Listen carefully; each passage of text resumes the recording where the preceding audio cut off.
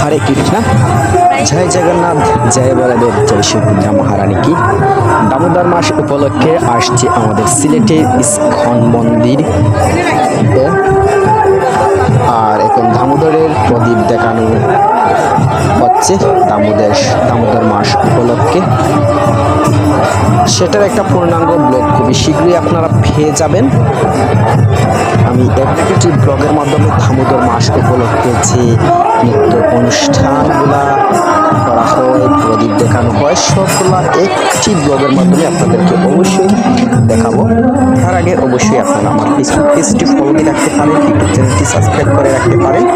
এরকম আরও নিত্য নতুন ব্লগ অবশ্যই আপনাদের মাঝে আসবে। আর আমি অনেক তীর্থস্থানে মাঝে মধ্যে ঘুরতে যাই, সেগুলো ব্লগ আসবে। যেখানেই যাব ভ্রমণ করতে, সেখানের ব্লগ আপনাদেরকে দেখানোর চেষ্টা করব।